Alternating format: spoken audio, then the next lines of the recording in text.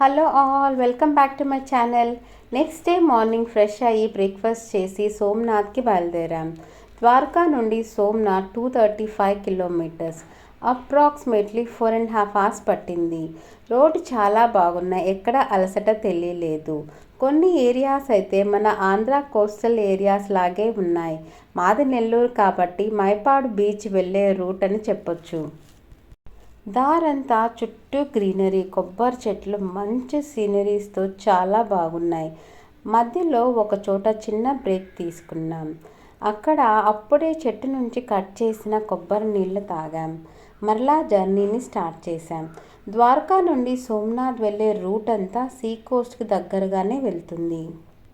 అక్కడక్కడ చాలా బీచెస్ ఉన్నాయి.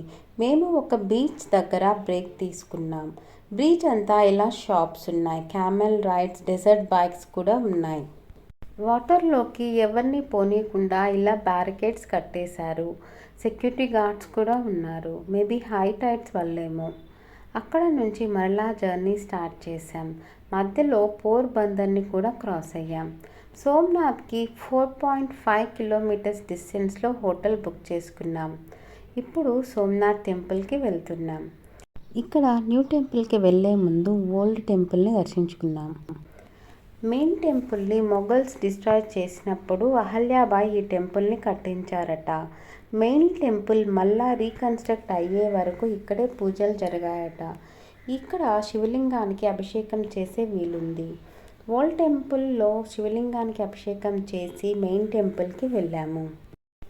కార్ పార్కింగ్ టెంపుల్ నుండి చాలా దూరంలో ఉంది. అక్కడి నుంచి ఆటోలో రావాలి. మాకు తెలిసిన వాళ్ళు అరేంజ్ చేయటం వల్ల టెంపుల్ విఐపి కార్ పార్కింగ్లోనే కార్ పార్క్ చేశాం. టెంపుల్ ఎంట్రీలోనే hand bags, mobiles and car keys deposit చేశాం. ఎంట్రీ నుంచి కొంచెం దూరంలోనే ఎలక్ట్రిక్ బగ్గీస్ ఉన్నాయి. To and fro per person 25 rupees తీసుకున్నారు. అవి నేరుగా టెంపుల్ ముందు తీసుకెళ్ళాయి.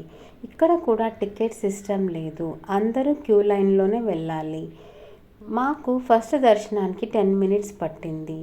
ఆ రోజు 3 సార్లు దర్శనం చేసుకున్నాం. ఈవినింగ్ ఆర్తిని కూడా అటెండ్ అయ్యాం.